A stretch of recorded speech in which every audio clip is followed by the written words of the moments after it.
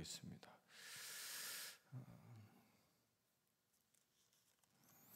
히브리서 오늘 목표는 1장 1절부터 14절 1장 전체를 보기를 원합니다. 히브리서 이제 오늘부터 강의합니다.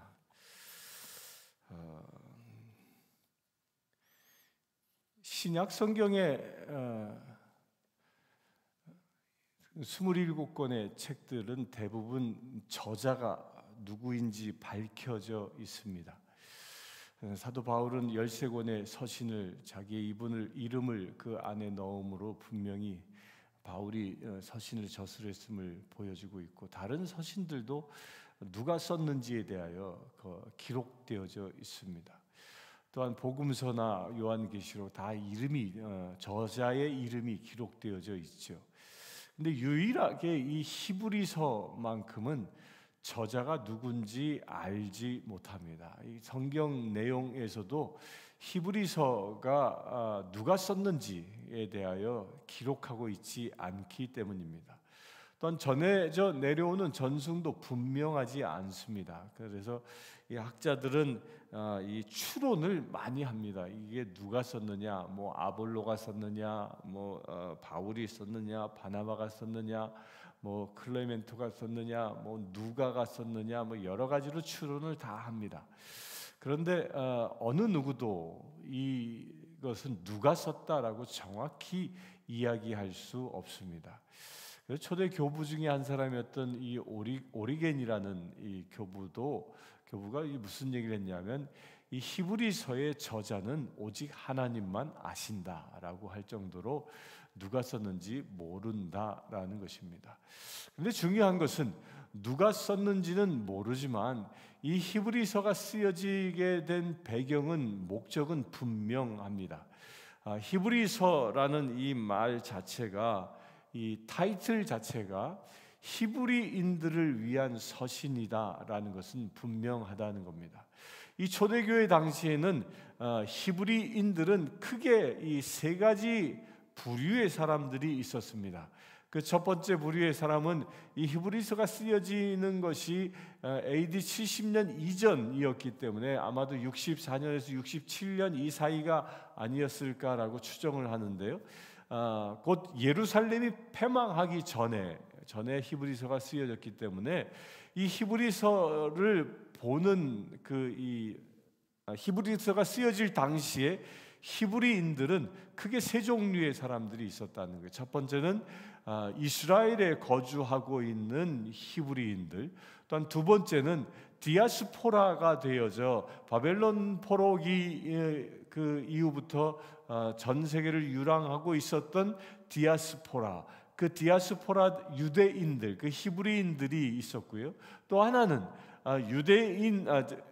예루살렘에 거하면서 히브리인이었지만 기독교로 개종한 사람, 또한 디아스포라로 살아가던 히브리인이었지만 그들이 개종했던, 곧 개종한 히브리인들, 그걸 보고 메시아닉 주라고 얘기하죠. 개종한 히브리인들이 있었는데, 이 히브리서는 바로 그 개종한 히브리인들을 위한 서신이라는 겁니다. 당시에 왜 이 개종한 히브리인들에게 특별한 목적을 가지고 이 서신이 쓰여졌느냐 하면, 그 서신이 쓰여지던 당시 AD 약 67년경이 이제 로마의 황제에 의하여 엄청난 박해가 시작되던 그런 시점이었기 때문입니다.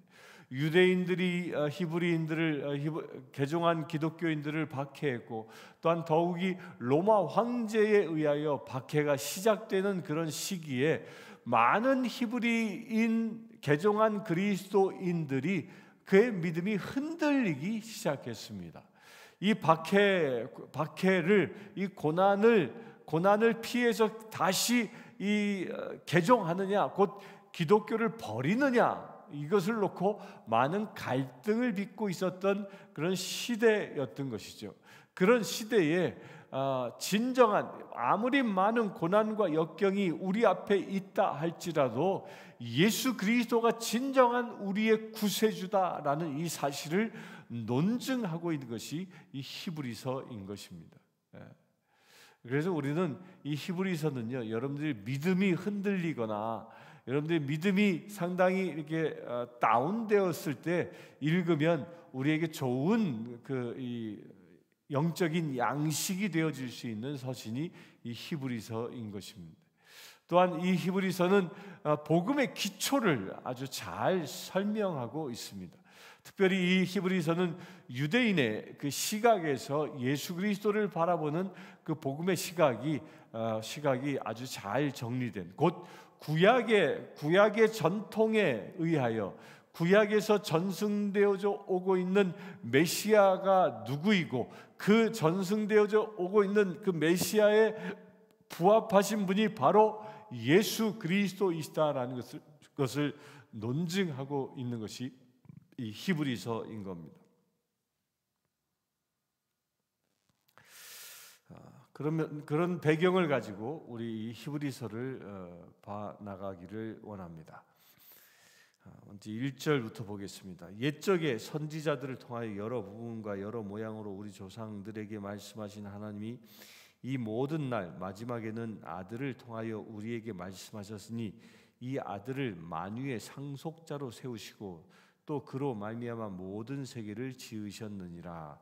예수 그리스도에 관하여 증언을 처음부터 합니다. 예수님이 누구시인지, 그는 만유의 상속자다.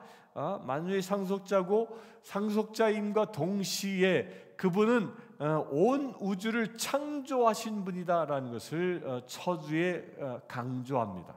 여러분들요, 상속자라는 말과 사실은 창조자라는 말은 이게 서로 어울리는 말이 아닙니다.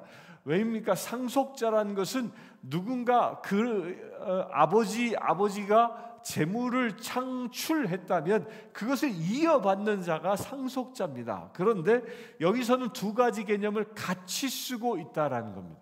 예수 그리스도께서는 세상을 창조도 하셨고 그 아버지와 더불어 말씀으로 세상을 창조하셨는데 그 모든 세상의 상속권은 그 아들에게 있다라는 것입니다. 곧 예수 그리스도는 상속자이면서 세상의 창조자이신 분이시다라는 예수님의 위상을 이야기합니다.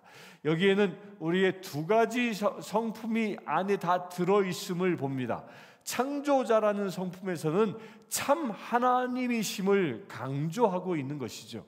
예수 그리스도야말로 여호와 하나님과 같은 반열에 있는 세상의 창조자이신 참 하나님이시고, 또한 상속자라는 말은 그 하늘나라의 권세를 이어받는, 곧 인성을 가졌지만 하나님의 나라의 권세를 이어받는 아들의 위상을 이야기합니다. 여기에는 인간의 모습도 또한 표현되어져 있는 것입니다.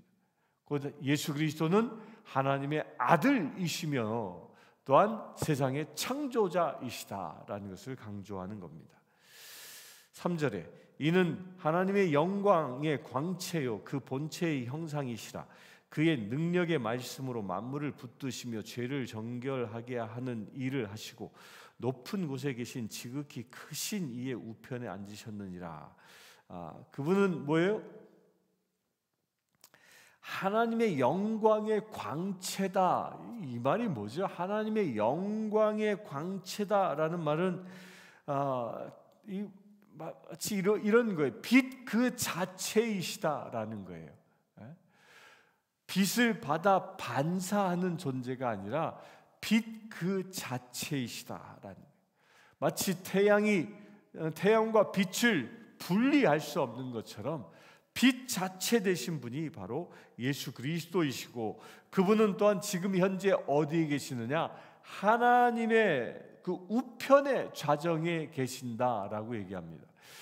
성경에서는 계속적으로 또한 그 사도신경에서도 보좌 우편에 좌정하여 계신다라는 표현을 쓰는데요, 하나님의 우편에 앉는다라는 이 말 자체는 하나님 아버지의 옆에 계신다라는 표현이 아닙니다. 히브리적인 그 사고 방식은 누군가의 오른편에 누구를 앉히면, 잔치상에서 주인이 자기의 오른편에 누군가를 앉히면 이 오른편에 앉은 사람은 자기와 동격의 사람이다라는 대우를 하는 것입니다.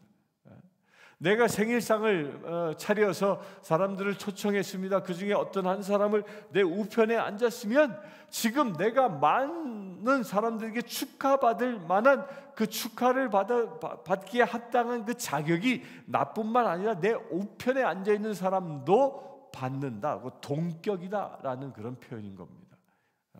그런 개념으로 이해할 수 있게 되길 바랍니다.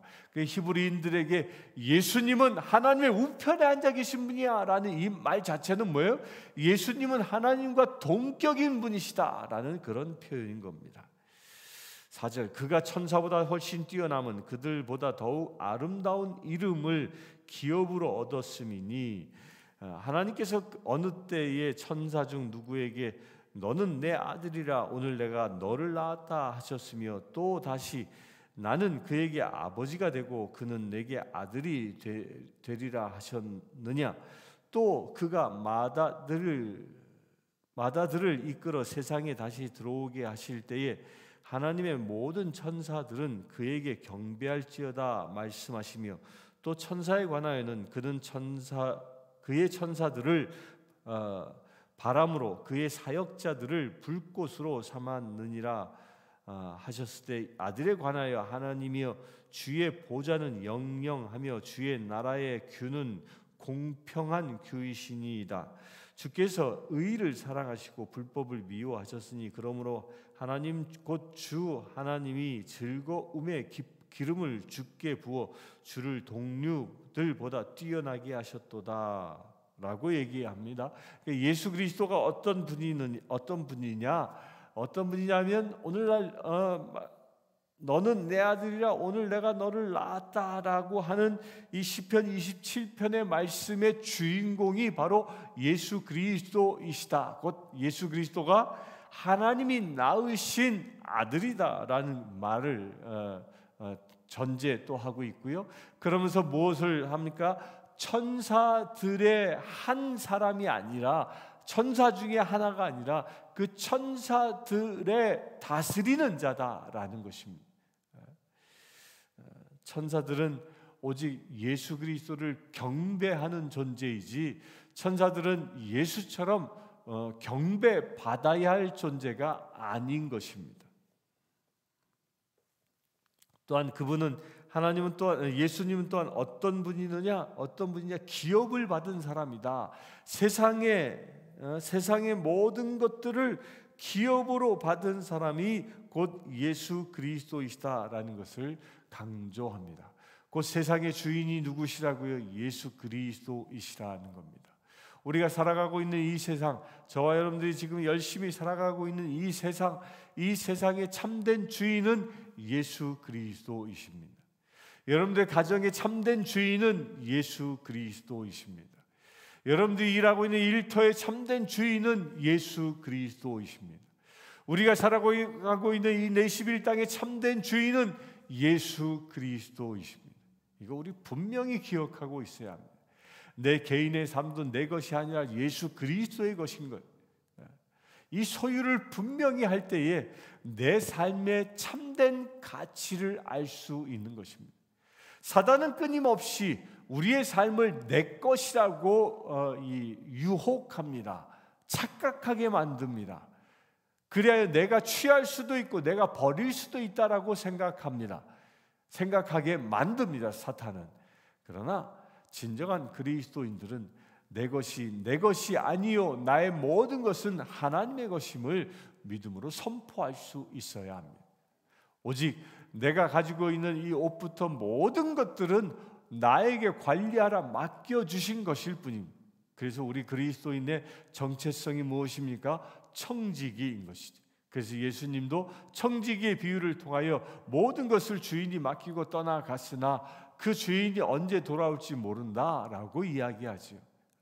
그렇게 우리는 이 세상에서 살아가고 있는 청지기의 사명을 붙잡고 살아가야 하는 것입니다. 그럴 때 진정 우리는 모든 삶으로부터 초월할 수 있는 힘이 생기는 것이죠. 여러분들에게 주어진 것을 잘 관리할 수 있는 청지기로서의 삶을 살아갈 수 있게 되길 바랍니다. 모든 것은 내 것이 아니라 누구의 것? 예수 그리스도의 것이다 라는 겁니다. 10절 봅니다.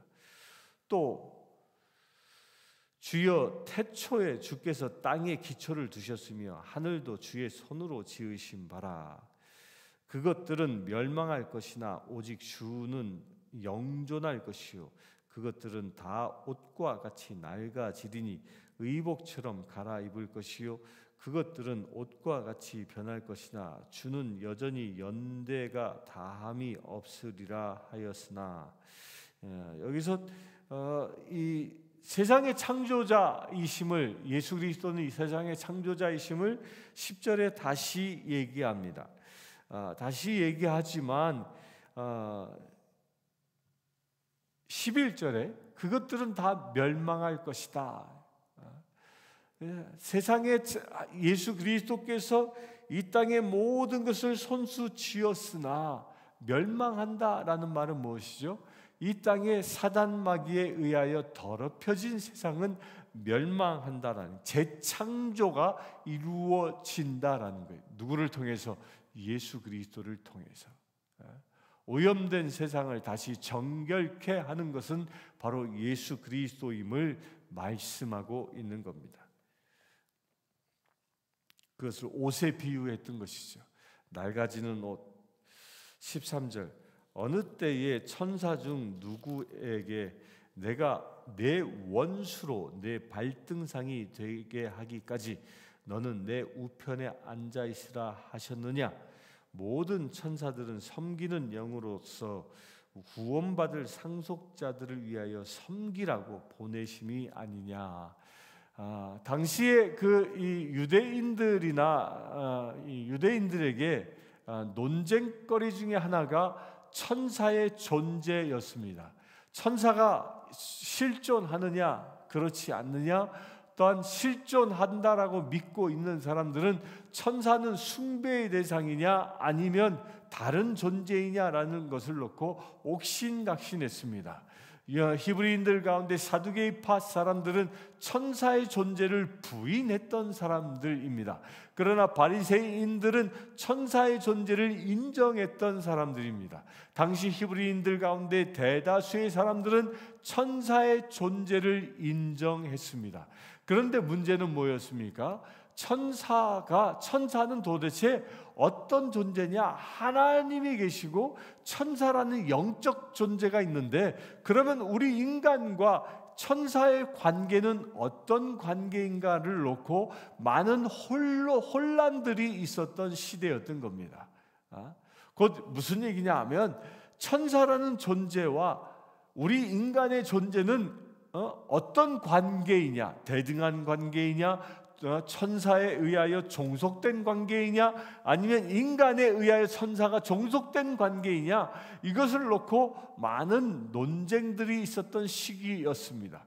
그 시기에 천사의 존재를 분명히 말하고 있는 것이 오늘 1장의 말씀인 겁니다. 천사는 어떤 존재입니까? 천사는 분명히 존재하는 영적인 영물인 겁니다. 하나님께서 세상을 창조하실 때에 창조되어진 존재입니다. 천사가 해야 할 일은 크게 두 가지 일입니다. 하나님의 일, 곧 하나님께 예배하는 일을 하고요, 또한 하나님의 일로 이 사단 마귀 권세와 싸우는 그 군대의 일을 하고요, 또한 하나님의 말씀을 세상에 전하는 일을 합니다. 또한 그런 천사들은 우리 인간에게는 어떤 존재이냐면 14절에 분명히 얘기합니다. 천사는 우리 인간으로부터 높임과 숭배와 경배를 받을 존재가 아니라 우리를 섬기라고 보냄받은 존재라는 것입니다. 그 천사는 어떤 존재입니까? 우리를 섬기는 존재라는 거예요. 루시퍼가 하나님께 반란을 일으킨 중요한 이유 중에 하나가 이것 때문입니다. 루시퍼가 보기에는 자기보다 한참 하등한 존재처럼 여겨지는 그 인간, 그 사람들을 내가 섬기라고, 나처럼 위대한 자가 저 무지랭이 같은 인간을 섬기라고, 거기에 대한 반감으로 하나님의 말씀에 거역했던 것이 이 루시퍼였던 거지요. 그러나 루시퍼를 따르는 마귀 외에 진정한 천사들은, 그들은 하나님이 주신 사명에 충성되게 지금도 일하고 있는 것입니다. 여러분들, 우리 분명히 기억해야 합니다. 이 땅 가운데에 성령 하나님이 우리에게 임하여 계십니다. 그 성령님은 만유의 주이시고 능력자이십니다. 그래서 성령님은 말씀의 권세가 있습니다. 그 내 안에 성령님이 계시기 때문에 내가 주님의 자녀가 된 것이고, 그렇게 내가 주님의 자녀가 되었기 때문에 하나님의 시종인 천사들을 부릴 수 있는 권세가 우리 안에 있다라는 것입니다. 따라서 이 얘기는 무엇이죠? 무당들을 보면 뭐 천신을 섬기는 무당들, 이게 무당들 각기의 그 이름들이 다 있지 않습니까? 그런데 그 무당들은 천사들을 신으로 섬깁니다. 그리하여 그 무당들은 그런 영적인 천사의 존재, 그 악한 영의 존재의 종노릇합니다. 왜 그들이 종노릇합니까? 그들 안에는 하나님이 임재하지 않기 때문입니다.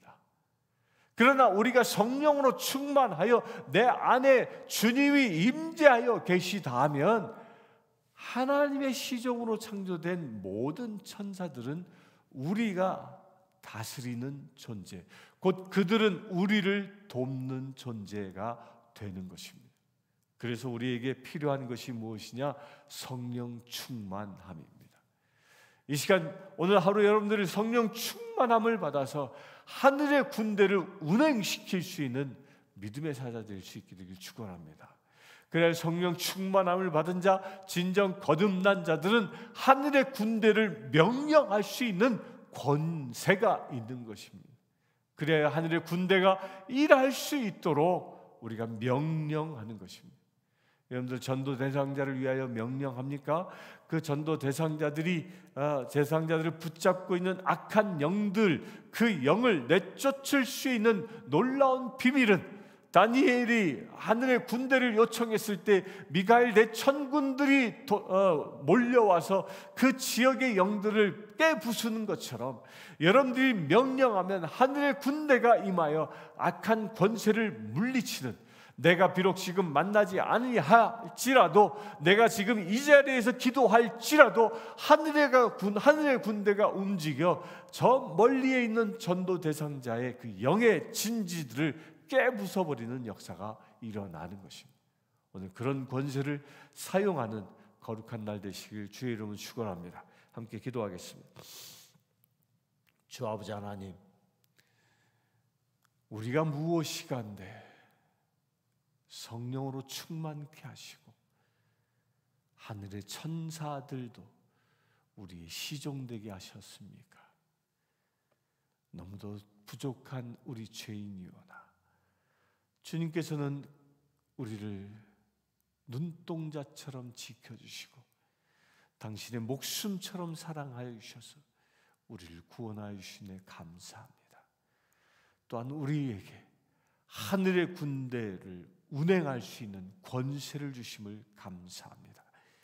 아버지 하나님, 이 시간 기도하는 모든 심령들, 그 하늘의 권세를 사용하는 거룩한 죄들 되게 하여 주시옵소서.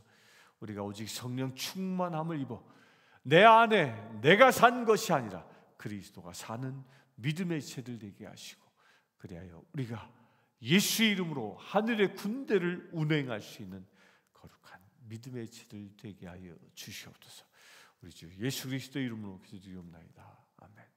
지금 우리 주 예수 그리스도의 은혜와 하나님의 크신 사랑과 성령님의 감화감동 교통 치유하심이 이 시간 예배하고 있는 주님의 사랑하는 모든 죄들 위해 지금부터 영원토록 함께 하실지어다.